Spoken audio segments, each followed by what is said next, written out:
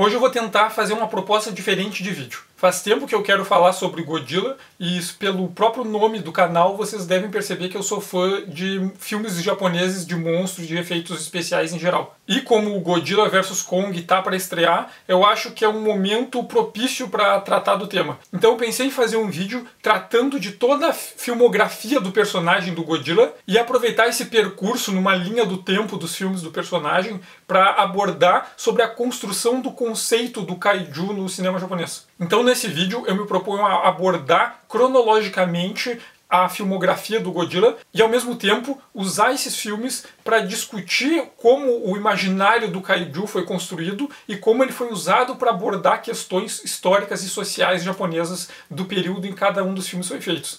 Então assim, o que eu vou fazer aqui é tratar dos filmes japoneses do Godzilla, eu não vou abordar os filmes feitos nos Estados Unidos, até porque esses filmes feitos nos Estados Unidos, vocês facilmente conseguem encontrar eles e assistir por conta. Então minha proposta é trazer esses filmes japoneses para a gente abordar questões que são tratadas neles e ao mesmo tempo apresentar esses filmes para quem nunca viu, nunca teve a oportunidade de assistir e quer conhecer o histórico do personagem. E eu também não vou tratar da trilogia animada que está na Netflix, pelo mesmo motivo que também é fácil de vocês encontrarem e assistirem ela. E também porque lá tem uns conceitos específicos que eu acho que até vale a pena fazer um vídeo próprio em outro momento. O primeiro ponto para a gente entender o conceito do kaiju parte da própria etimologia da palavra. Em japonês, ju significa fera, besta, animal selvagem. Então seria um animal silvestre que não está adaptado para viver no contexto da sociedade humana. Ele é uma criatura que ele existe, mas na natureza, longe da sociedade humana. E o termo kai, ele tem um sentido de alterado, modificado, distorcido, uma coisa que foi transformada em outra que ela não era originalmente. E o ideograma utilizado para escrever o kai, ele é comumente usado em expressões que significam monstros, assombrações, criaturas bizarras. Então muitos elementos do sobrenatural japonês, dos fantasmas, demônios e monstros, na sua grafia tem esse kai, para passar a ideia de que é uma coisa que não é natural, que é uma coisa que sofreu alguma modificação, que mudou sua natureza e não se encontra comumente no mundo natural. Então o kaiju é um animal selvagem que em algum momento sofreu um tipo de modificação que o diferencia do resto de sua espécie. Então, ao mesmo tempo que ele não é capaz de se adaptar à vida humana, à vida entre os humanos e dentro de uma grande cidade ou de uma sociedade humana, ele também não faz mais parte da espécie dele. Então, o kaiju geralmente é um animal que mudou e não se identifica mais com os outros membros da sua espécie,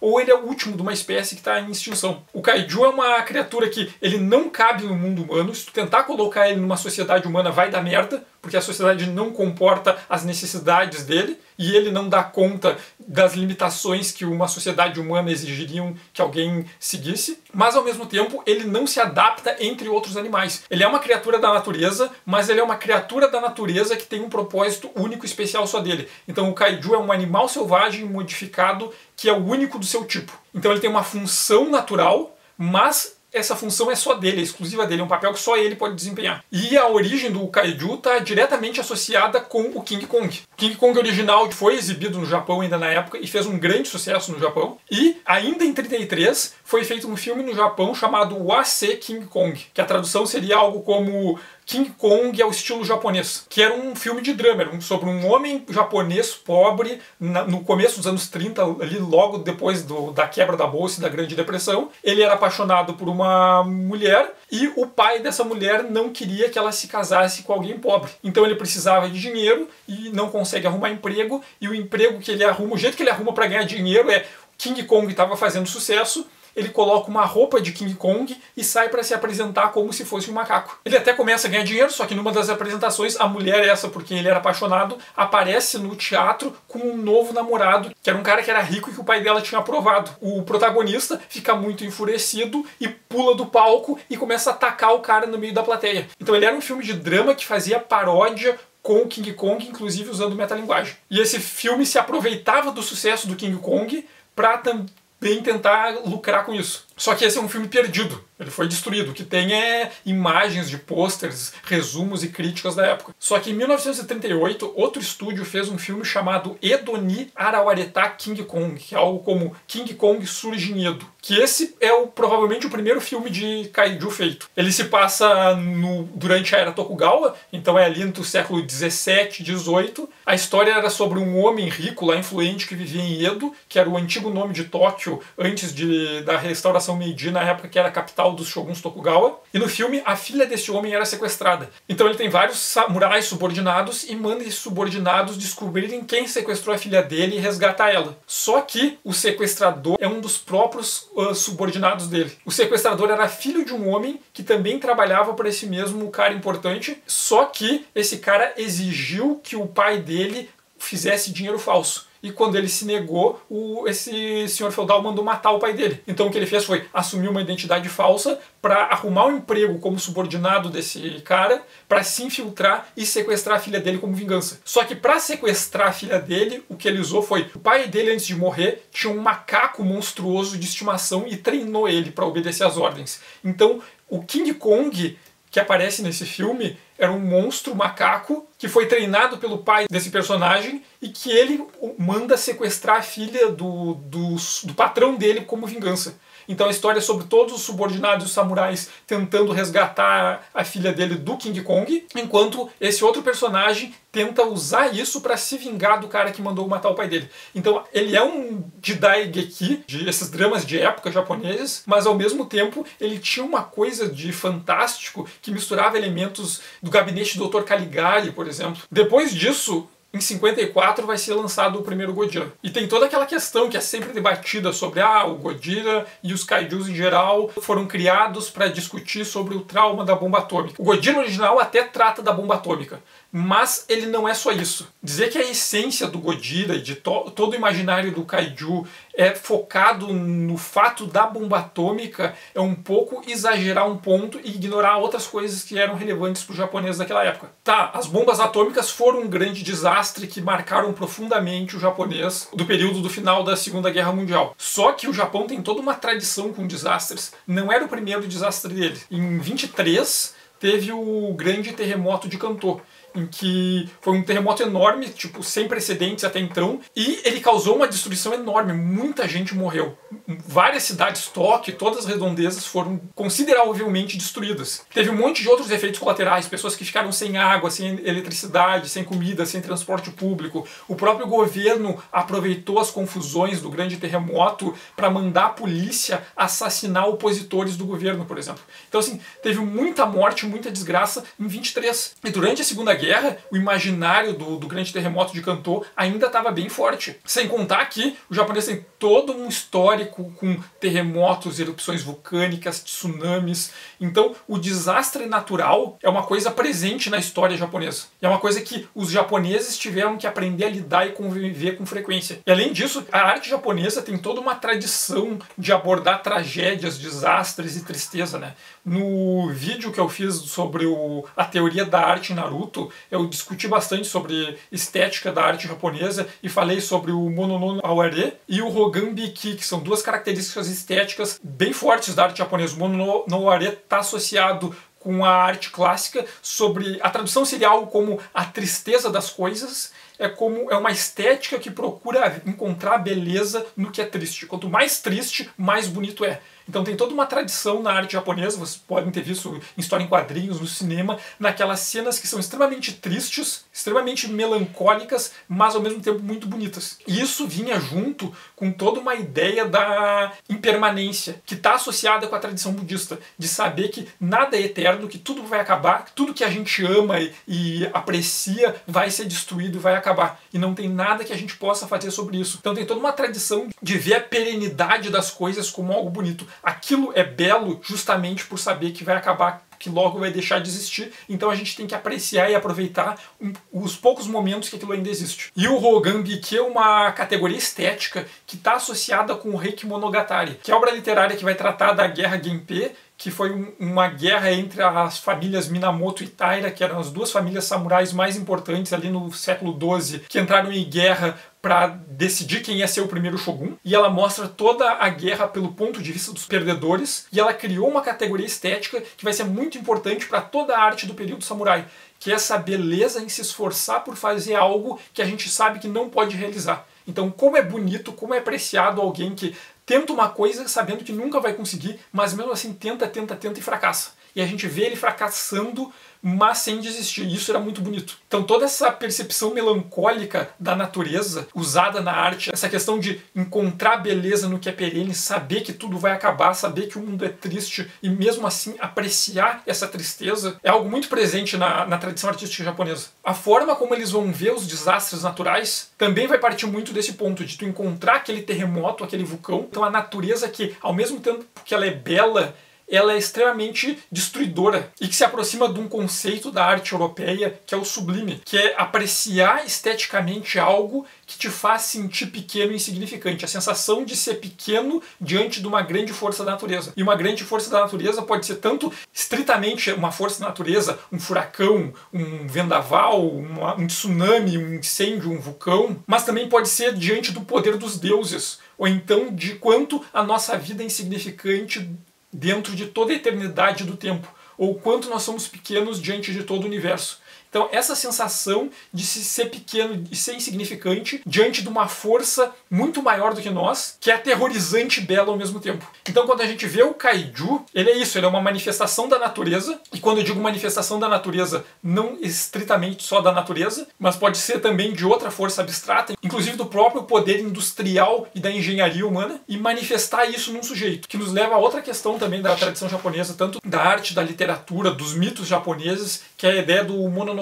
da ideia de que um objeto que, se receber durante muito tempo uma carga emocional muito forte, aquele objeto se torna um sujeito. Ele pode virar um personagem, pode virar um fantasma, um monstro ou algo assim. Tem toda uma tradição animista do shintoísmo que vê objetos, animais, plantas e outros elementos da natureza como sujeitos. Eles também podem ser personagens. Então a ideia do Kaiju, ele personifica tudo isso. Essa força da natureza extremamente poderosa, que ela é bela e ao mesmo tempo aterrorizante, porque ela é muito maior do que os humanos e os humanos não podem fazer nada contra ela. Quando ela chega, a gente só pode tentar escapar e admirar, mas ao mesmo tempo ver essa força da natural como um personagem, entender aquilo como um sujeito, projetar individualidade e subjetividade nessa força. Então o Kaiju é isso. Ele é ao mesmo tempo que ele é um personagem, ele é uma força da natureza, ele é uma fera, ele existe na natureza, mas ele não coexiste com a cidade, com o humano e com a sociedade humana, e não é culpa dele ele não conseguir caber na cidade, simplesmente a sociedade humana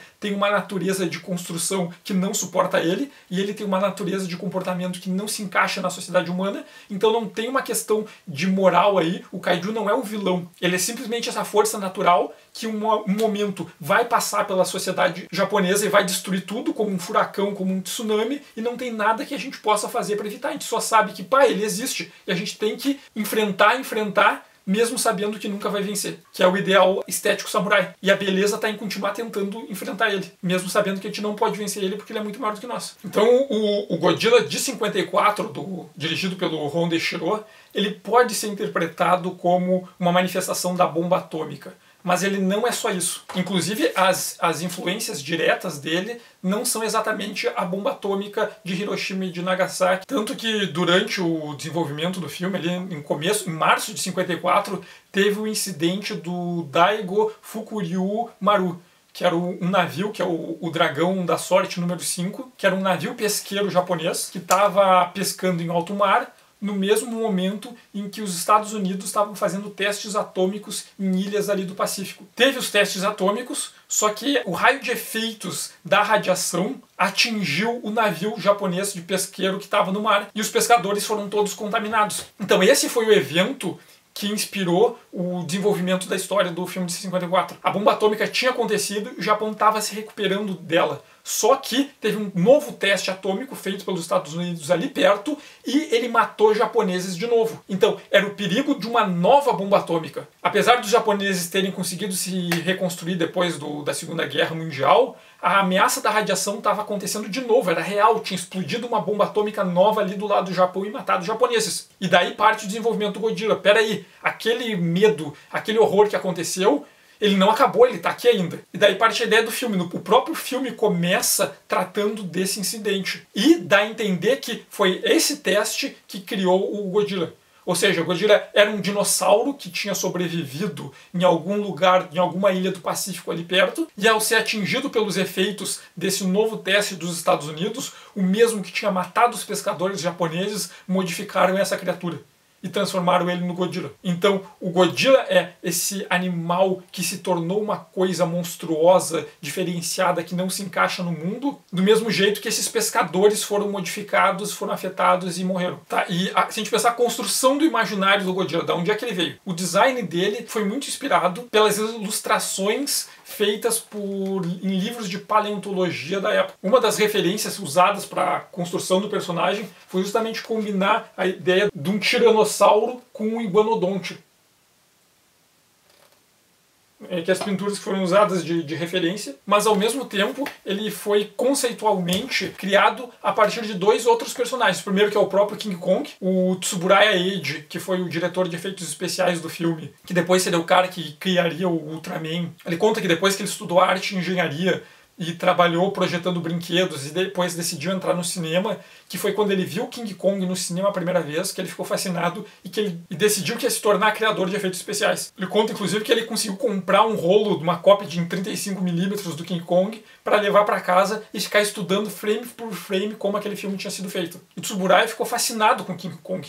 Ele via como era aquilo que ele queria fazer, aquele tipo de imagem, aquele tipo de criação fantástica era com que ele queria trabalhar. E também um dos criadores da roupa do Godzilla tinha sido um sujeito que anteriormente tinha sido o diretor de efeitos especiais do King Kong Aparece Medo. Então a ideia do King Kong, o imaginário do King Kong estava muito presente na concepção do filme. Inclusive o próprio nome Godzilla, né, da combinação de gorila com Kudira, que é a baleia. Então o conceito do Godzilla como personagem é uma combinação do King Kong com o Moby Dick. E ainda uma outra referência para a construção do Godzilla foi uma história do Norakuro de 1936.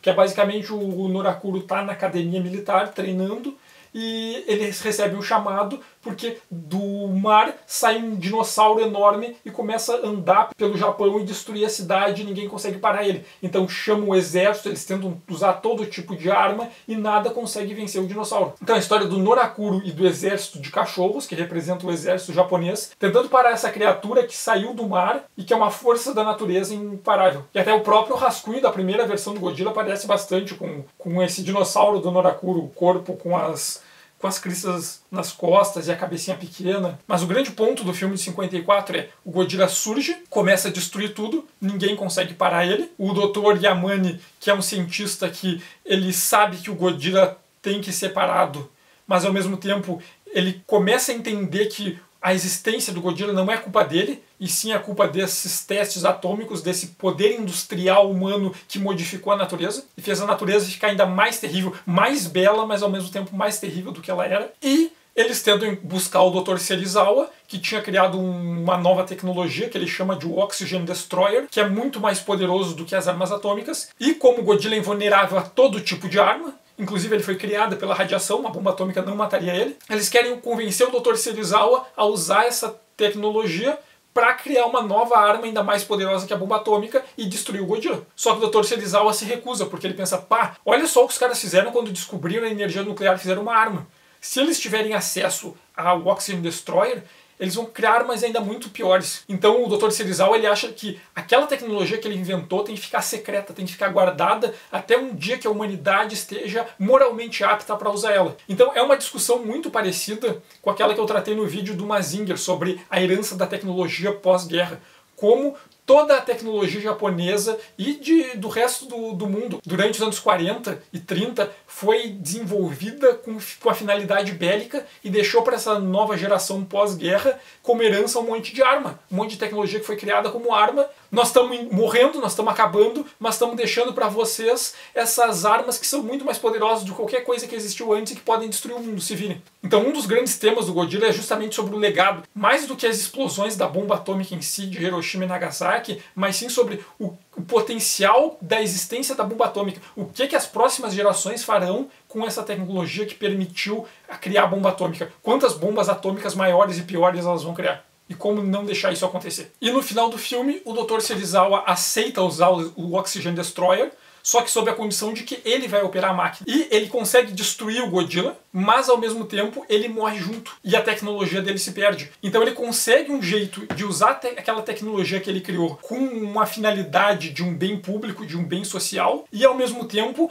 ele garante que não deixe um legado, que ela não continue existindo, que a próxima geração não tenha que herdar a responsabilidade de decidir o que fazer com essa tecnologia. Então o Dr. Serizawa, o Godzilla e o próprio Oxygen Destroyer se destroem mutuamente e acabam. O filme foi, obviamente, um sucesso e em 1955 a Toho decidiu fazer uma continuação. Só que o Honda estava ocupado dirigindo outros filmes e ele não podia dirigir a continuação. Então eles chamaram um outro diretor, que é o Oda Motoyoshi, para desenvolver a continuação, que se chamou Gojira no Gyakushu. A tradução seria como o contra-ataque de Godzilla. Esse é o único filme que o Oda dirigiu. Basicamente os filmes do Godzilla da Era Showa, a Era Showa é o período histórico que vai de 1926 até 1989, mas como período artístico-estético na produção de filmes da Toho, engloba o recorte que vai ali de 1954 até o final dos anos 70. E todos os filmes do Godzilla e de outros kaijus e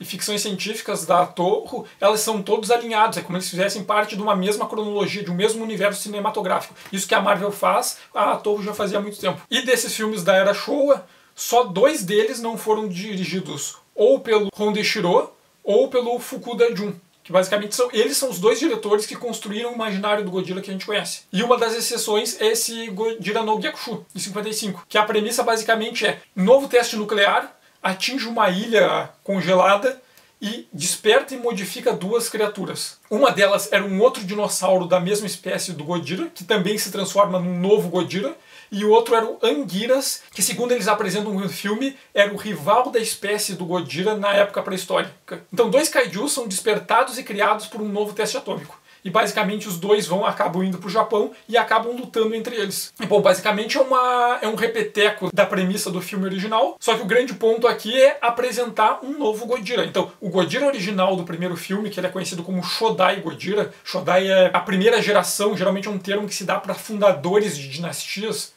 ou de tradições. O Shodai Godzilla morreu no primeiro filme de 54. E no Gojira no Gyakushu apresenta um segundo Godzilla, que é esse Godzilla que é famoso, que todo mundo é fã e gosta. No final desse filme, o Godzilla acaba derrotando o Anguirus e é levado para o mar e conseguem levar ele até uma ilha e nessa ilha provocar uma avalanche e soterrar ele com gelo para fazer ele hibernar. E o filme acaba assim. A proposta desse filme era ganhar mais dinheiro com o personagem, mas o mérito dele aqui foi justamente apresentar um novo protagonista, que seria o protagonista fixo dos filmes seguintes. Mas o filme também foi um sucesso e fez a Toho investir no gênero. Então, logo após 55, a Toho vai produzir um monte de filmes baseados na ideia do kaiju, com personagens variados e vários deles também dirigidos pelo Honda, só que o Godzilla era o mais popular deles. Então, 7 anos depois, em 1962, a Toho consegue fazer um acordo com os detentores dos direitos nos Estados Unidos para juntar o personagem mais famoso deles, que era o Godzilla, contra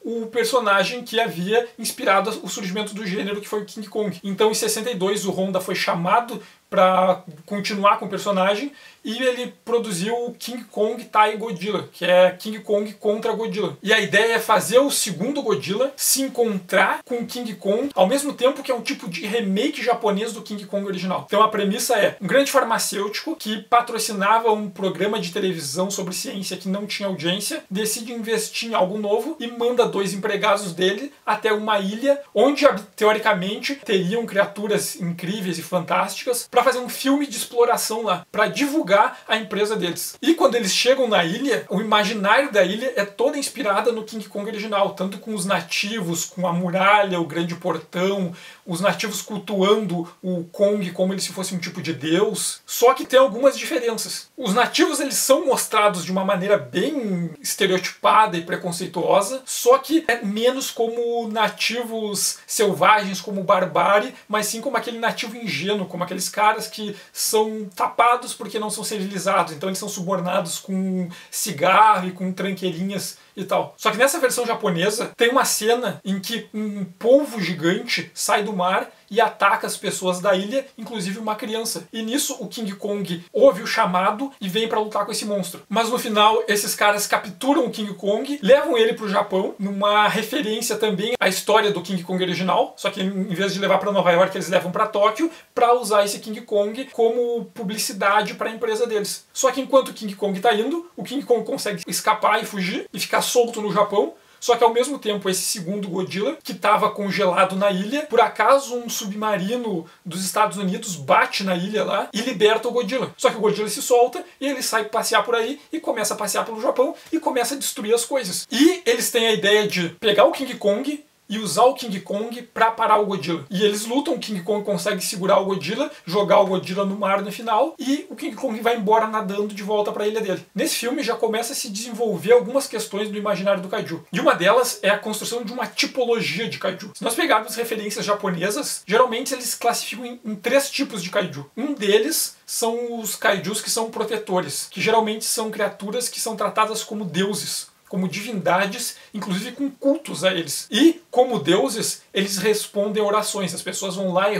rezam para eles, pedem ajuda para eles, e esses kaijus vêm e protegem esses humanos que acreditaram e invocaram e fizeram preces para eles. Nesses casos a gente vai ter, por exemplo, a Mothra, que é mostrada como uma divindade de uma ilha do Pacífico, que tem os nativos lá que cultuam ela, ela é protegida por fadas e tal, e que quando tem algum problema chamam ela e ela vem ajudar as pessoas. E o próprio King Kong, nesse filme, ele é tratado como um kaiju desse tipo protetor, desse tipo divino. Ele é cultuado como um deus por esses nativos da ilha onde ele vive, e quando ele é chamado, ele ajuda. Apesar dele causar destruição por não se adaptar à cidade, porque ele é um kaiju, ele é um ju, ele é uma fera, ele não consegue coexistir na sociedade humana, então se ele tiver que passar por uma cidade, ele vai acabar quebrando tudo, mas ainda assim ele não é mal intencionado. O segundo tipo de kaiju é o que geralmente é classificado como invasores. São kaijus que são forças destrutivas que agem intencionalmente para causar destruição. Eles vêm para destruir a sociedade propositadamente. E o terceiro tipo de kaiju está associado com uma força que busca equilíbrio na natureza. Então, quando algo na natureza está desequilibrado, esse kaiju vai aparecer para colocar aquilo de novo no equilíbrio original. E se tiver uma cidade no meio do caminho e para restabelecer o equilíbrio ele tiver que passar por cima da cidade, pisotear tudo e quebrar tudo, ele vai fazer isso, porque ele é uma força da natureza. Ele está lá para cumprir um papel que é dele. E as pessoas vão ter que lidar com isso, como lidam com um furacão, com uma ventania, com um terremoto. E essa construção vai ficando mais elaborada ainda na continuação, que é o Mothra Tai Godzilla de 64. A Mothra, ela era um personagem que foi originalmente criado para a literatura Pulp Fiction japonesa, e que a Toho comprou os direitos do personagem. O filme da Mothra, que é uma adaptação da novela original, é basicamente uma releitura do King Kong. É sobre empresários estadunidenses do showbiz que estavam no Japão, descobrem a existência de uma ilha no Pacífico, vão para lá, encontram nativos que cultuam um templo. Nesse templo eles encontram 2 fadas que são as protetoras do templo, sequestram elas, levam para Tóquio, apresentam elas em Tóquio. Os nativos e as fadas começam a rezar, daí a Mothra aparece na forma de larva, vai até Tóquio para salvar as fadas, só que o empresário foge com elas para Nova York. A Mothra destrói um pouco a cidade enquanto procura, faz o casulo dela na torre de Tóquio, choca na forma da borboleta e vai até Nova York, começa a destruir Nova York para resgatar as fadas. E no final ela consegue pegar as fadas e leva elas embora. Então a Mothra é uma versão otimista do King Kong. E em 64 o Honda faz esse filme que é Mothra Tai Godzilla. Então o Godzilla ainda é essa força da natureza incompreendida, mas a Mothra é um kaiju que é benevolente. Apesar de vez em quando ela destruir umas cidades, ela faz isso tentando ajudar pessoas. E nesse filme, de novo, eles repetem o mote do King Kong. Pessoas encontram um ovo gigante e começam a usar eles como atividade de exploração comercial. O Godzilla acordou de novo e está passeando pelo Japão, e a Mothra vai lá buscar o ovo, porque o ovo na verdade é dela. Só que a Mothra já está velha e já está fraca, e encontra o Godzilla, que está perto do ovo, os dois lutam e a Mothra acaba sendo ferida e morre para salvar o ovo, só que o ovo choca e nascem 2 monstrinhas. E as larvas Mothras conseguem prender o Godzilla numa teia e arrastar eles de volta para o mar, e depois que elas levam o Godzilla para o mar, eles vão embora. Então,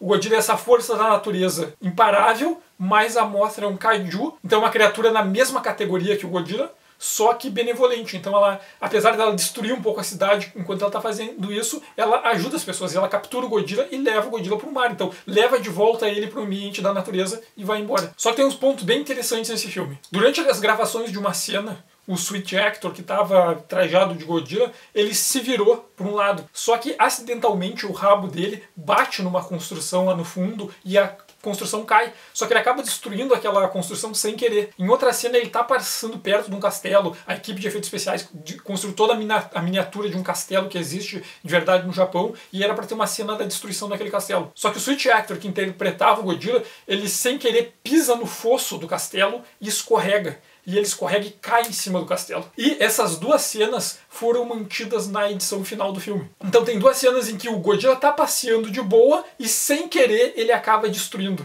E isso foi incorporado à versão final do filme. Então essa ideia de que o Godzilla é uma força da natureza, mas ele não destrói as coisas intencionalmente. Ele só tá passando por lá e sem querer se vira e esbarra e quebra essas coisas. Simplesmente a cidade humana não dá conta da existência dele. E no mesmo ano, o Honda fez um outro filme, que é o Sandai Kaiju Chikyu Saidai no Kessen, que é algo como os 3 grandes kaijus, a maior batalha da Terra. Que essa tem uma premissa muito louca. Tem toda uma história de uma princesa de uma ilha do Pacífico, que ela foge da ilha, mas daí querem matar ela porque querem dar um golpe e tal. Só que por algum motivo baixa nela o fantasma de uma antiga habitante do planeta Vênus. E essa pessoa do planeta Vênus diz que Vênus era um lugar habitado, só que um dia chegou uma criatura lá e destruiu completamente, exterminou o mundo, e agora essa criatura estava vindo para a Terra. E chega um ovo gigante na Terra, e esse ovo começa aos poucos chocando. Ao mesmo tempo, o Godzilla sai do mar de novo, e ele está caminhando pelo Japão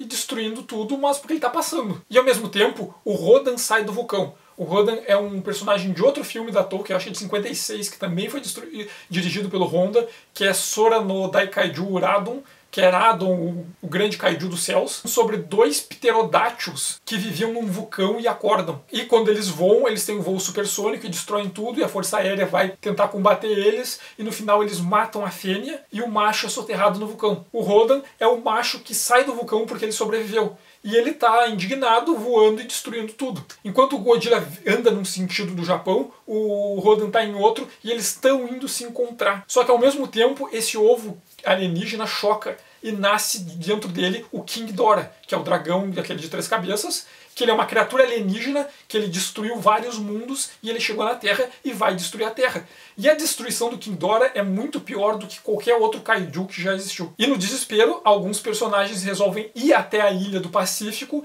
e pedir para a Mothra para ela ajudar eles. E a Mothra atende o pedido e vai ajudar eles. E ela chega bem quando o Rodan e o Godzilla se encontram e começam a lutar entre eles. Enquanto o Godzilla e o Rodan estão se batendo, o King Ghidorah está destruindo sistematicamente todas as grandes cidades do Japão e ameaça outros lugares do mundo. E nenhum tipo de arma funciona contra ele. Ele é muito mais forte que qualquer outro kaiju que já apareceu. Então a Mothra aparece no meio da luta do Rodan e do Godzilla e tenta conversar com eles. Eu gosto muito desse filme. E uma das melhores cenas é quando as fadas que acompanham, que são as protetoras da Mothra, começam a traduzir o que a Mothra está tentando falar com o Rodan e com o Godzilla. E eles têm uma discussão que é: a Mothra pede para eles ajudarem os humanos e derrotarem o King Ghidorah. E tanto o Rodan como o Godzilla falam: por que nós vamos ajudar os humanos se eles nunca nos ajudaram? Eles sempre nos atacam e nos agridem. E os dois se negam, se emburram e se negam a fazer qualquer coisa. Então a Mothra, que é uma deusa protetora, só que ela ainda é filhote, né? É uma larva, resolve ela sozinha encarar o King Ghidorah. E quando o King Ghidorah começa a bater na Mothra, o Rodan e o Godzilla olham para aquilo e não aguentam e vão ajudar ela. Então o filme é sobre a Mothra conseguindo convencer o Rodan e o Godzilla a ajudarem ela a lutar contra o King Ghidorah, que é esse kaiju terrível, e no final eles batem no King Ghidorah, expulsam o King Ghidorah do planeta, a Mothra volta para a ilha delas, e o Godzilla e o Rodan ficam meio emburrados, mas cada um resolve sair da cidade, sair do Japão e voltar para o mar. Então, nesse filme tem uma quebra de paradigma bem grande, um desenvolvimento bem grande dos personagens. Primeiro que eles apresentam os personagens não só como sujeitos, como personificações das forças da natureza, mas como conscientes e racionais. Existe alguém que consegue traduzir o que eles dizem e eles se comunicam. Então Godzilla não é uma besta bruta, ele tem uma inteligência, ele tem uma racionalidade. E fica bem clara aquela divisão entre as categorias. Enquanto a Mothra é um kaiju divindade protetor, o King Ghidorah é um invasor, ou seja, o mal não é uma força da natureza da Terra, é um mal vindo de fora, que ataca o Japão e ataca o mundo vindo de fora da Terra, é um mal externo. O Rodan e o Godzilla são as forças de equilíbrio. Eles existem na natureza e eles agem para colocar a natureza em equilíbrio. E quando a natureza está equilibrada, eles voltam para o lugar deles. E a partir de então, o Godzilla começa a ser reimaginado como essa força de equilíbrio da natureza que tem um lado heróico. E isso tem a ver com a reindustrialização do Japão, o crescimento econômico do Japão. O Japão estava crescendo economicamente, o Japão estava se industrializando, a qualidade de vida nos anos 60 já era muito melhor do que no pós-guerra, e para dar conta dessa planta industrial que era vista como necessária para esse Japão moderno, com alta qualidade de vida, industrializado, era necessária energia. Então começa a se pensar nas usinas de energia nuclear para fornecer eletricidade para o Japão. Se o Godzilla representa o poder nuclear, e até então ele era uma força da natureza que deveria se temer, naquele momento esse poder nuclear ele estava sendo usado para o benefício do Japão. Então o Godzilla não é mais alguma coisa simplesmente para temer. Ele é um poder da natureza extremamente devastador que a gente tem que respeitar, mas ele também pode nos ajudar, ele também pode nos ser útil. Apesar de ser essa força da natureza incontrolável, ele pode atuar pelo bem das pessoas. A energia nuclear não precisa ser uma arma, ela pode funcionar para melhorar a qualidade de vida das pessoas. E o mal, a ameaça, não é mais essa tecnologia e essa força da natureza. A ameaça é a intervenção de forças externas atuando no Japão. A ameaça é o imperialismo econômico de outras culturas que estão interagindo no Japão. Então o King Ghidorah, ele é um kaiju, ele representa uma força da natureza, essa força abstrata, mas ele não é a bomba atômica, ele não é a radiação, ele é o poder de intervenção cultural e militar das potências ocidentais no Japão. O que ameaça o Japão é os Estados Unidos ocupando o Japão, as bases militares estadunidenses no Japão e os Estados Unidos querendo dizer o que os japoneses podem e não podem fazer, eles escrevendo a Constituição japonesa e querendo legislar as regras que vão funcionar no Japão. O mal, ele vem de fora. A ameaça é de fora. E a força nuclear pode ser usada pelo bem. Em 1965 tem um novo filme também dirigido pelo Honda Ishiro, em que ele dá continuidade do que ele estava apresentando no filme anterior. Esse é o Kaiju Dai Senso. A tradução é algo como Grande Guerra dos Kaiju. Que a premissa é: descobrem que existe um planeta X no sistema solar e 2 astronautas vão lá para fazer a exploração desse planeta. E quando chegam lá, eles são bem recebidos pelos alienígenas de lá, que são os X-Seijins. Recebem eles bem, tratam eles bem, tudo, são extremamente gentis, se propõem a ajudar, só que eles escondam que eles têm um problema, que é o fato de que o mundo deles é ameaçado pelo Monster Zero. E esse Monster Zero é um monstro terrível que ataca eles e eles precisam de ajuda para lidar com isso. E os 2 terráqueos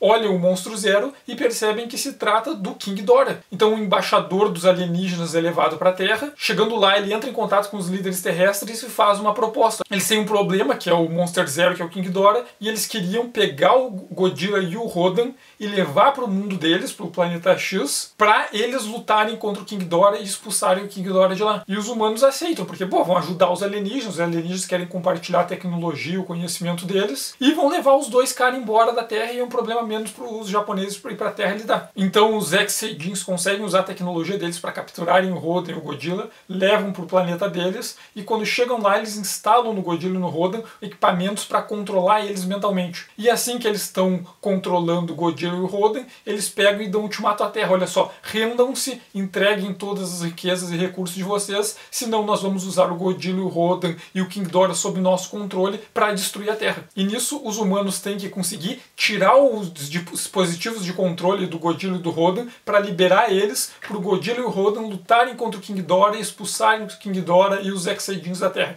Então o Honda continua com o que ele tinha apresentado no outro filme, o King Ghidorah como um invasor, como aquele kaiju que é uma força grandiosa, destruidora, mas que atua como uma invasão, como algo que vem especificamente para destruir, enquanto o Rodan e o Godzilla são kaijus que tentam equilibrar as forças da natureza. Olha só, tem esse King Ghidorah tá vindo, o King Ghidorah é uma ameaça para a Terra, o Godzilla e o Rodan fazem parte da Terra e são forças da natureza, então eles têm que se livrar do King Ghidorah, então eles têm que expulsar o King Ghidorah. Isso transforma a ideia do King Ghidorah como uma invasão estrangeira ainda mais explícita. Se no primeiro filme o King Ghidorah chega à Terra sozinho, por conta própria, própria, aqui se descobre que na verdade tem uma força consciente, racional, que usa o King Ghidorah, planeja conscientemente as ações dele para especificamente destruir a Terra e destruir principalmente o Japão. Então, de novo, como essas forças estrangeiras são uma ameaça para o Japão, e o Godzilla e o Rodan, essas criaturas que são forças da natureza poderosas que podem causar destruição, mas que, se bem utilizadas, podem ser usadas pelo benefício da humanidade. Em 1966 tem o primeiro filme dirigido pelo Fukuda Jun, que é o Gojira Ebira Mostra Nankai no Daiketo. A tradução é algo como Godzilla Ebira Mostra, Grande Batalha dos Mares do Sul. E como Honda já estava construindo a ideia do Gojira como essa força da natureza que promove o equilíbrio, que intervém para colocar de novo a natureza no lugar dela, e o Fukuda, quando ele começa a dirigir o Gojira, ele começa a reforçar ainda mais os pontos positivos e esse otimismo, essa imagem do Gojira como um herói. A premissa é que tem piratas que eles estão baseados numa ilha no sul do Pacífico e eles saqueiam navios que passam na região. E para fazer esse ataque, eles usam um monstro que é o Ebira, que é um tipo de um kaiju, que é uma lagosta gigante. E eles controlam o Ebira através de uma bebida que acalma ele, que é a mesma bebida que os nativos usavam no filme do King Kong para embebedar o King Kong. Na versão japonesa do King Kong, em vez de oferecer uma mulher em sacrifício, os nativos colhiam frutas da região e produziam um tipo de bebida alcoólica e davam pro Kong. O Kong bebia, ficava calminho, dormia e ficava tudo bem. E o que os piratas fizeram foi, eles sequestraram pessoas da ilha do Kong e de outras ilhas do sul para produzir essa bebida para usarem no Ebira e controlarem o Ebira. Só que nisso o Gojira acaba passando pela ilha e, ao mesmo tempo, nesses nativos que foram capturados, também foram capturados pessoas da Ilha da Mostra. E essas pessoas começam a rezar, pedir ajuda para a Mostra, e a Mostra, como Kaiju, que é um deus protetor, chega voando para salvar as pessoas. Então, nesse filme, de novo, tem a ideia da trindade, que reproduz muito a trindade do hinduísmo, né? A ideia de um deus que são três, que é o criador, o apaziguador e o destruidor, e que o mundo se organiza do equilíbrio dessas três forças. Nós temos a Mothra, que é esse kaiju, que é a divindade protetora. A gente tem o Ebira, que funciona no estereótipo do invasor. Ele é esse kaiju que ele destrói.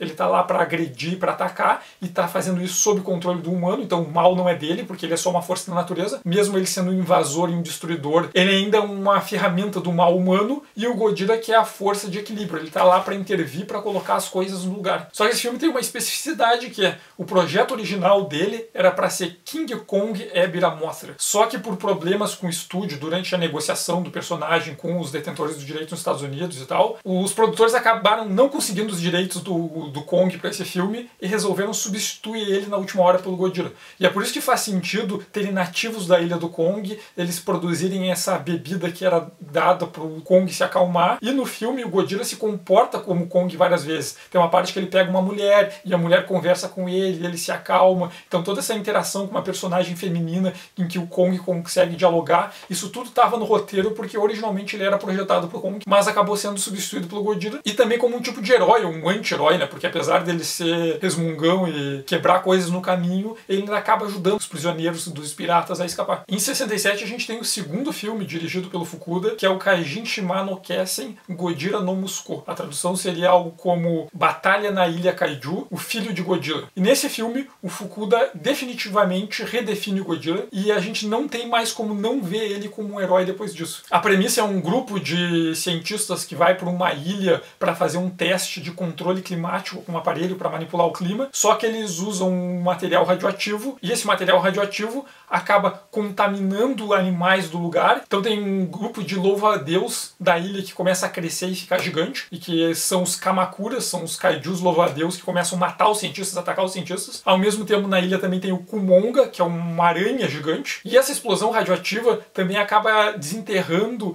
e acordando um ovo de dinossauro da espécie do Gojira. E desse ovo nasce um filhotinho, que é o Minilla. E o Gojira ouve o chamado do filhote e vai até a ilha. Parte da história envolve os pesquisadores tentando sobreviver aos ataques dos Kumongas, e outra parte da história tem um foco no Godzilla defendendo o filhote e ensinando ele a ser um kaiju. E nesse filme tem bem definido uma coisa que acaba sendo comumente uma marcação bem forte que diferencia os filmes de monstro dos Estados Unidos e os monstros japoneses. Se nos filmes dos Estados Unidos muitas vezes os monstros são só forças da natureza, só aquela grande ameaça impessoal pessoal. Os monstros japoneses tendem a ser representados como personagens. Eles são sujeitos, eles são monstros, eles são forças da natureza incontroláveis, mas ao mesmo tempo eles são sujeitos. Então, ao mesmo tempo que o Godzilla tá lá, e ele é aquela força que pode destruir tudo, ele tá preocupado em criar o filhote dele, em ser um pai. E todas as cenas dele lidando com o filhote, ensinando o filhote a fazer a baforada atômica, por exemplo. O Fukuda usa para fazer a gente simpatizar com o personagem. Não dá mais para ver ele como uma criatura simplesmente má, destruidora. Se ao longo dos anos o Honda fez essa construção de que ele é alguém,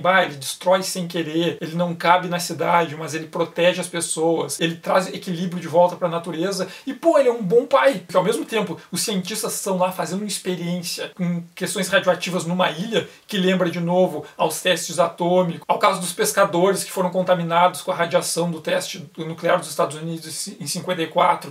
Tem todo o perigo, olha só. A radiação é um perigo. Ela criou os Kamakuras, que são monstros terríveis que atacam e matam as pessoas. Mas, ao mesmo tempo, a radiação criou o Godzilla, que está lá para trazer equilíbrio para a natureza, para lutar contra os Kamakuras e para proteger o filhote dele. É, de novo, esse dilema. O poder atômico pode ser algo muito terrível, se usado de maneira errada, mas, ao mesmo tempo, ele pode ser algo útil e que pode promover uma melhor qualidade de vida para a humanidade. E esse filme tem um final bem triste, né? Porque, no final, para escapar dos monstros, os cientistas usam o equipamento deles para criar uma nevasca e acaba soterrando toda a ilha com neve, e no final o Godzilla tenta proteger o Minilla e se abraça nele, só que eles são cobertos pela neve e os dois acabam ficando congelados na ilha. E o Batalha na Ilha Kaiju, o filho de Godzilla, foi não só da onde eu tirei o nome que inspira o canal, como também foi o último filme em que o Tsuburaya Eiji foi o diretor de efeitos especiais. Depois disso ele saiu da Toho para criar a produtora dele, que era a Tsuburaya Pro, e passou a se dedicar a fazer as séries de Ultraman. Já em 68,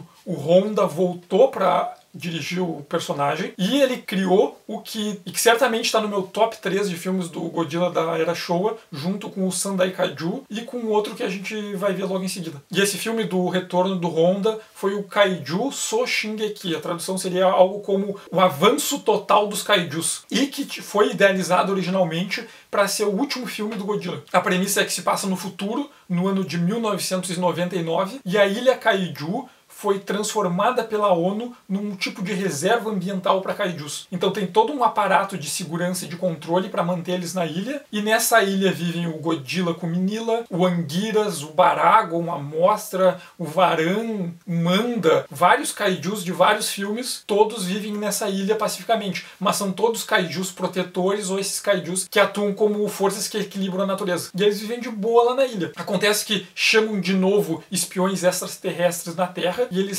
se infiltram na ilha para desativar o sistema e instalar um equipamento que permite que eles controlem a mente de todos os kaijus. Então, a partir disso, os kaijus controlados pelos alienígenas deixam a ilha e passam a atacar várias cidades do mundo. Então, tem kaiju atacando Londres, Nova York, Tóquio, Paris e várias outras cidades. E os humanos tentam atacar essa central de controle dos alienígenas. E quando tem essa investida humana, os alienígenas chamam de novo King Ghidorah, que é esse monstro kaiju invasor que vem especificamente para destruir, para produzir caos. Só que os humanos conseguem desativar o controle, então todos os kaijus que estão espalhados pelo mundo se unem para derrotar o King Ghidorah. É o equivalente da Torre aos Vingadores. Os vários kaijus apresentados ao longo de mais de 10 anos se unem para enfrentar o mais poderoso de todos os kaijus, que é uma criatura de fora da Terra que está especificamente ali para destruir. E os outros kaijus têm que, de novo, promover o equilíbrio da natureza, e para isso eles têm que expulsar essa força invasora. E era para ser o último filme do Godzilla, que ia fechar a narrativa do personagem com um grande evento. Só que, obviamente, deu muito dinheiro e eles não resistiram e lançaram uma continuação. Então, em 69, o Honda dirigiu mais um filme, que foi o Godzilla Minilla Gabara ao Kaiju Dai Shingeki. A tradução seria algo como Godzilla Minilla Gabara, o grande ataque de todos os kaijus. Se Honda tinha desenvolvido o Godzilla como essa força que promove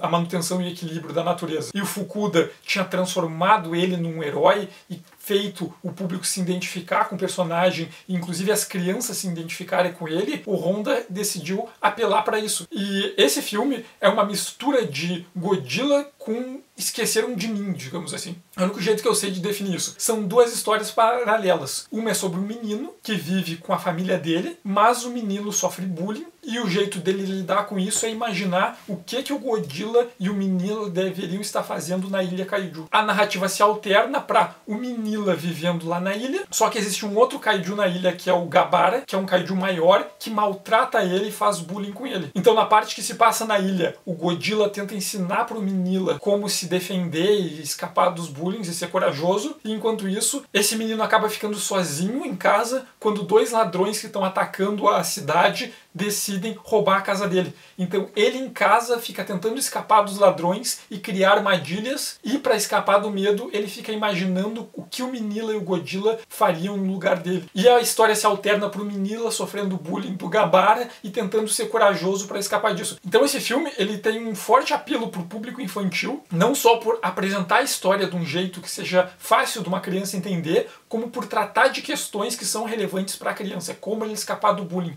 como ele ser corajoso, como ele passar o tempo dele sozinho, sem ter medo. E o Godzilla tá lá dando exemplo. Daí em 1970 não teve nenhum filme do Godzilla, foi a primeira vez em vários anos que não teve nenhum filme. E em 71 teve Godzilla Tai Hedorah, que é Godzilla contra Hedorah, que é o filme dirigido pelo Ubano Yoshimitsu. Foi o único filme dirigido por ele. E tem um motivo. E é o que eu considero o melhor filme de tokusatsu da era Showa. Talvez o Matango esteja no mesmo nível. Bom, o Godzilla Tai Hedorah foi feito em 71 e ele tá fortemente influenciado pelos movimentos de contracultura. Então, nesse período tem as manifestações estudantis, tem todas as manifestações com preocupações ambientais no Japão, porque o crescimento industrial foi tão grande e, ao mesmo tempo, não teve nenhuma preocupação com o efeito ambiental disso. Então começou a ter um nível de poluição muito alto. Viver em Tóquio era viver no meio da fumaça, da poluição. As praias em volta das grandes cidades começaram a se tornar impróprias para banho. Eles começaram a ter um monte de problemas com o acúmulo de lixo. Então começou a ter manifestações sociais que passaram a exigir do Estado e da iniciativa privada que eles se preocupassem com os efeitos colaterais daquela industrialização e daquela urbanização que estavam crescendo muito e muito rápido. Então a premissa é vários lixos industriais e poluição, não só de uma fábrica específica, mas de todo o parque industrial japonês junto,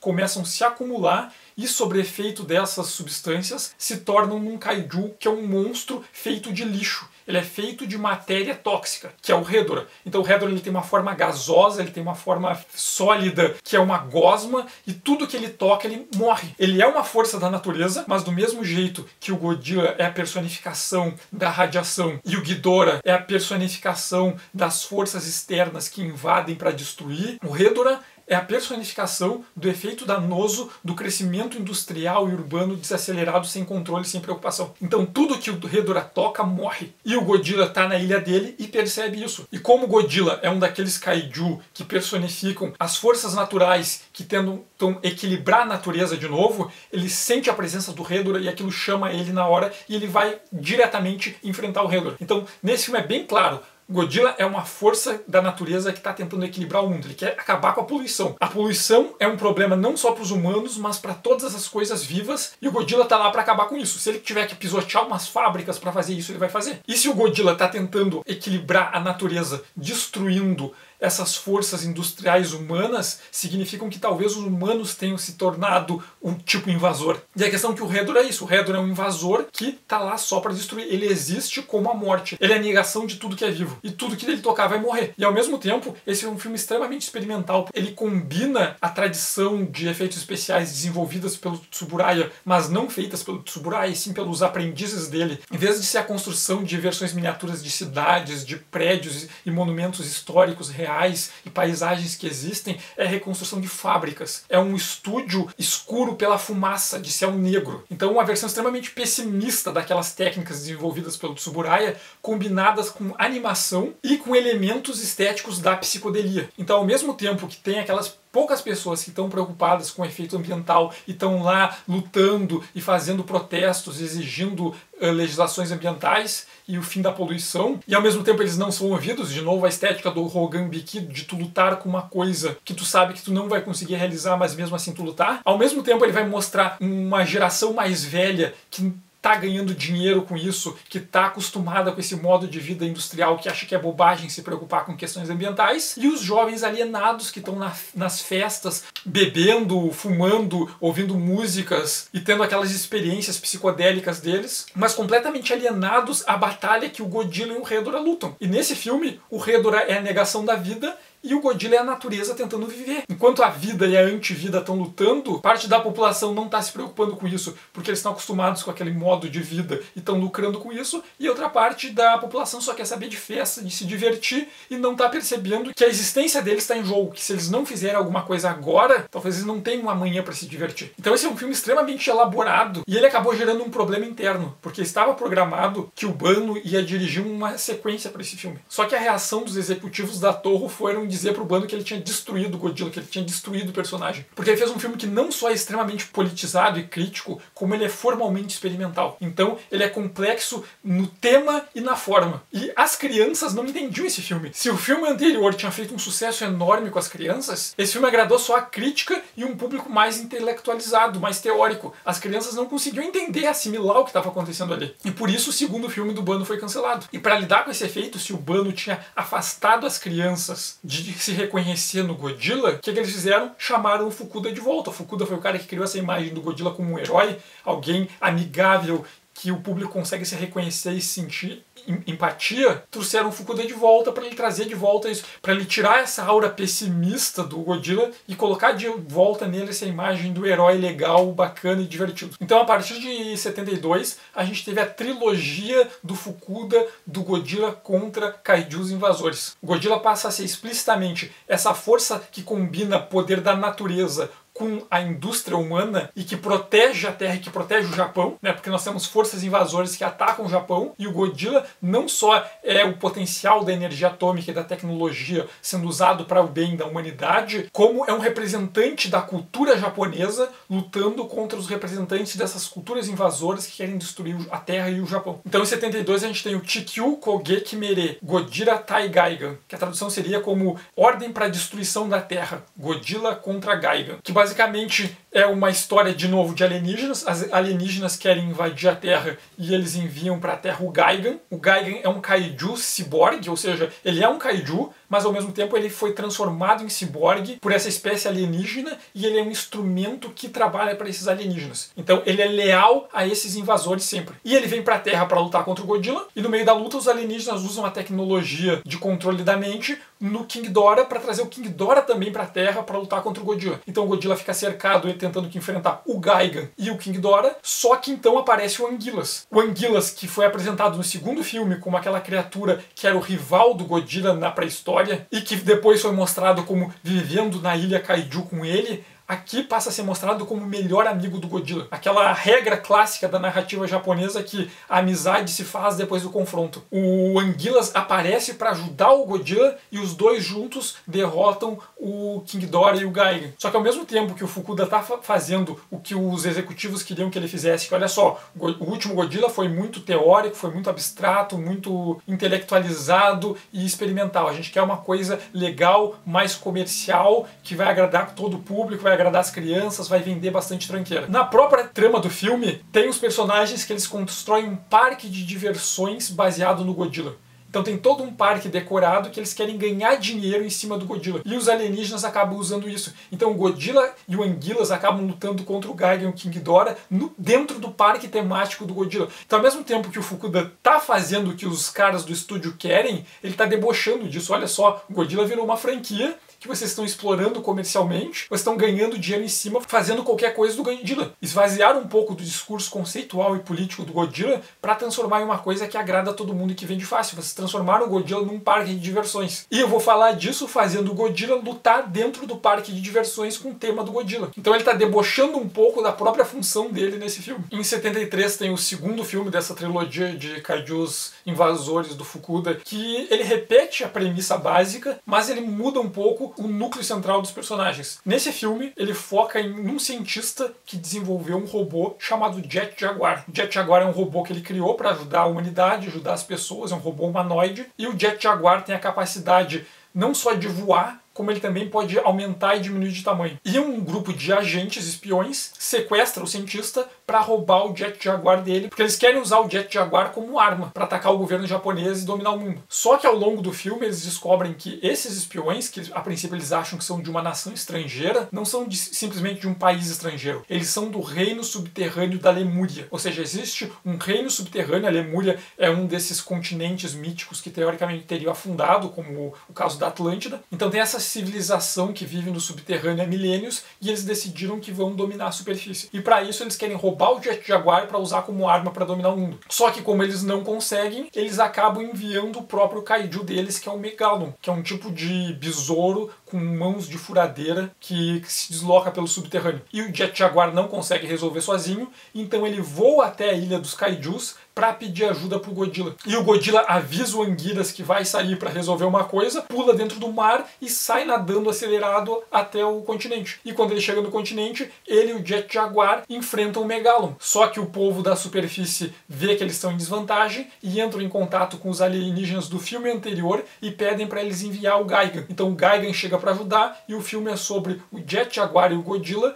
lutando contra o Megalon, o enviado de uma civilização invasora do subterrâneo, e o Gigan, o enviado de uma civilização do espaço. E de novo, é o Godzilla como herói, lutando contra forças invasoras, e no final, quando eles derrotam os dois kaijus, o Godzilla e o Jet Jaguar apertam as mãos, e o Godzilla dá tchau e volta para viver lá com o Minilla, com o Anguirus e com os outros monstros da ilha dos kaijus. E em 74 tem o último filme do Fukuda, e também é o último dessa trilogia de kaijus invasores, que é o Godzilla Tai Mechagodzilla, ou seja, o Godzilla contra o Mechagodzilla. Que a premissa é, o Japão tá de boa, só que de repente o Godzilla aparece em Okinawa e ele começa a destruir tudo, tudo. Começa a destruir indústrias, usinas elétricas e vários pontos importantes da sociedade. E ninguém sabe por quê. Porque o Honda tinha construído a imagem do Godzilla como essa força da natureza que traz equilíbrio, e o Fukuda tinha construído a imagem do Godzilla como um herói. Então estava bem estabelecido que o Godzilla era um desses kaiju que atuam para equilibrar as forças naturais. Só que ele começa a se comportar como um invasor. E ninguém sabe por que o Godzilla está atacando Okinawa. Só que então o Anguirus aparece também em Okinawa. E as pessoas ficam, putz, o Godzilla já está destruindo tudo, agora o Anguirus apareceu, então já era. Só que o Anguirus ataca o Godzilla. E ninguém entende por que o Anguirus atacou o Godzilla se eles são os melhores amigos. E nessa luta, o Anguirus acaba cortando o braço do Godzilla e mostra que embaixo da pele dele tem uma estrutura metálica. O Godzilla dá uma surra no Anguirus, o Anguirus cai apanhando e começa a chorar e gritar. E quando o Anguirus está chorando, outro Godzilla sai do mar para defender o Anguirus. E esse outro Godzilla usa a baforada atômica dele contra o primeiro Godzilla e queima toda a pele dele e mostra que por baixo, na verdade, não era o Godzilla. Esse kaiju invasor era um robô se passando pelo Godzilla. E acontece que os Simians, que são uns extraterrestres macacos, que tinham essa aparência para tentar se aproveitar um pouco do sucesso do planeta dos macacos, enviaram não um kaiju, mas um robô. E um robô na tradição do super robô. Aquele robô que é uma ferramenta que obedece a comandos de alguém que envia ele de um lugar protegido. Então, os Simians, eles estão na nave, na base deles, eles têm um computador, eles dão as ordens, e o computador emite os comandos pro Mechagodzilla, e o Mechagodzilla vai sozinho como um drone lutar, destruir o Okinawa, sem que os Simians precisem se arriscar. Só que o Mechagodzilla é mais forte que o Godzilla, e o Anguirus fica muito machucado. Enquanto isso, tem uma outra narração paralela que envolve templo em Okinawa. Em Okinawa tem toda uma tradição do Shissa como protetor da ilha. A origem do Shissa vem da China. Conta a história que uns embaixadores que estavam vindo do Oriente Médio foram visitar um rei chinês e levaram para ele de presente um leão. Só que no meio do caminho, o leão morreu. Então eles avançaram um pouco mais, encontraram um escultor e pediram para o escultor fazer uma escultura do leão para entregar de presente para esse rei. Só que o leão já tinha morrido e o escultor nunca tinha visto um leão. Então essa comitiva descreveu para o escultor como era o leão e ele fez a estátua do leão usando as descrições que deram para ele e o imaginário que ele tinha da iconografia usada na escultura chinesa. Então ele acabou criando um leão que tem características de dragão e de outras criaturas fantásticas. Porque por um chinês, um leão era uma criatura fantástica. E eles entregaram isso pro imperador e se criou toda uma tradição do Shishi, que são os casais de leões de pedra protetores. Essa tradição acabou sendo levada para as ilhas principais do Japão e lá ele virou o que se chama de Komeinu, que é uma tradição de dessas criaturas que protegem a entrada de portões de templos budistas, e o Komen-nu, a tradução seria algo como cachorro coreano, porque os japoneses também não faziam a menor ideia do que era um leão, e a princípio eles imaginavam que fosse o Chow Chow, ou algum outro tipo de cachorro da Coreia. Só que Okinawa é uma ilha bem do sul, que foi colonizada direto por chineses. E só no século XIX que Okinawa foi anexada de fato ao Japão. Então eles têm toda uma tradição própria desses colonizadores que vieram da China, e eles têm toda uma tradição desses leões de pedra chineses, que é muito específica deles, que eles chamam de Shissa. E eles servem não só para proteger os templos e casas, como eles têm outras funções. Por exemplo, dizem que os Shissa protegem as casas dos furacões e das tempestades. Então eles faziam esculturas de pedra de Shissa que botavam em cima do telhado para proteger a casa, só que essa escultura de pedra fazia peso e segurava as telhas. E existia um mito em volta desse Shissa. Conta a história que um dia um dragão saiu do mar e começou a atacar Okinawa. Só que numa noite, o rei de Okinawa teve um sonho em que os deuses disseram para ele que ele devia se ornar com a figura do Shissa. Então ele se vestiu com uma roupa cheia de Shissas e usou vários emblemas do X e decorações e foi até a praia. E quando o dragão apareceu para atacar ele, os Shissas da roupa dele rugiram, e o rugido foi tão forte que causou um terremoto e uma pedra enorme caiu em cima e esmagou o dragão. Então tem uma grande rocha lá em Okinawa que diz o mito que é a rocha que está em cima do dragão. O dragão está ali embaixo, que os Shissas derrubaram ele. Esse é o mito que legitima o Shissa como protetor de Okinawa. E uma das narrativas paralelas desse filme é sobre arqueólogos que encontram uma estátua sagrada de Shissa, que seria o primeiro Shissa protetor de Okinawa. E quando o Mechagodzilla está destruindo Okinawa, eles fazem preces para essa estátua e o Shissa do mito reaparece, que é o King Caesar. E o King Caesar é um trocadilho, porque ao mesmo tempo que ele é King Caesar, ele é rei duas vezes, é um King e ele é um César. A grafia de Caesar é muito parecida com a grafia de Shissa, quando se usa caracteres japoneses. Então ele é o rei dos Shissas. Então ele é um leão gigante, que é o protetor de Okinawa. Então ele é um desses kaijus, divindades protetoras, que se equipara a Mothra, por exemplo. Só que ele protege Okinawa e ele vai ajudar o Godzilla a lutar contra o Mechagodzilla, que é esse dragão que saiu do mar para atacar Okinawa. Então não só é mais um dos filmes do Fukuda sobre esses monstros invasores, como ele foca especificamente na cultura de Okinawa, sendo que Okinawa, né, por muito tempo foi deixada de lado, né, porque ela não é uma metrópole central do Japão, é uma localidade periférica. Ele mirou nessas culturas periféricas do Japão para mostrar que eles também são representados. Então Godzilla vai até Okinawa para lutar junto com o deus protetor de Okinawa contra o monstro que está atacando o lugar. No ano seguinte, em 1975, o Honda foi chamado de volta e daí sim ele dirigiu aquele que é o último filme do Godzilla da era Showa. Depois disso, de Tokusatsu, a Toho fez mais 2 ou 3 filmes, mas eles são voltados à ficção científica, à exploração espacial. Mas nesse filme o Honda acabou dando continuidade para essa tradição que o Fukuda tinha estabelecido nos 3 filmes anteriores. Então esse filme de 75 é o Mechagodzilla no Gyakushu, que é o contra-ataque de Mechagodzilla, que é a segunda vez que o Mechagodzilla aparece e que é uma referência ao segundo filme do Godzilla de 1955, que é o Godzilla no Gyakushu. E também é o segundo filme do King Kong feito pela Toho, que é o King Kong no Gyakushu, o contra-ataque de King Kong. Então essa primeira cronologia de filmes de kaiju da Toho se encerra com o Mechagodzilla no Gyakushu, que a premissa envolve terroristas, e esses terroristas encontraram os destroços do Mechagodzilla e reconstroem ele. Então nesse filme a gente tem o Mechagodzilla 2, e que ele não obedece a alienígenas, mas sim a humanos terroristas. E além disso,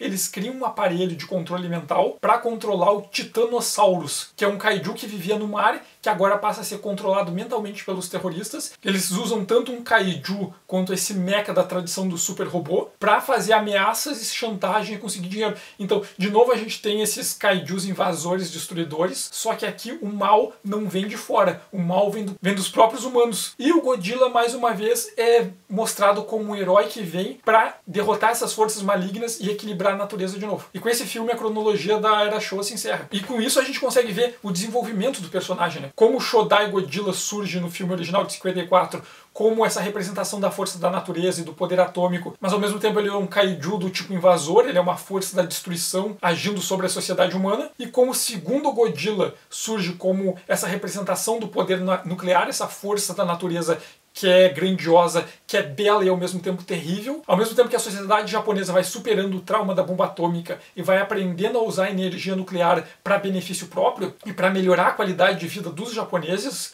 o Godzilla, que representa o poder nuclear, vai deixando de ser visto como essa força da natureza incontrolável e passa a atuar como essa força da natureza que ainda é terrível, mas ela pode atuar pelo bem da humanidade. Então, aos poucos, o segundo Godzilla vai se transformando num herói. E no final da Era Showa, ele é um kaiju que luta para salvar a humanidade contra as forças invasoras da Terra. E com isso, a tradição da Era Showa se encerra. E eu vou continuar em outro vídeo tratando da segunda geração de filmes do Godzilla e dos kaijus da Toho, que são os filmes da Era Heisei. Mas isso vai ficar para o próximo vídeo. Então agradeço quem teve paciência para assistir até aqui. Quem gostou, eu peço que curtam, compartilhem e sigam o canal. E obrigado, e até a Era Heisei.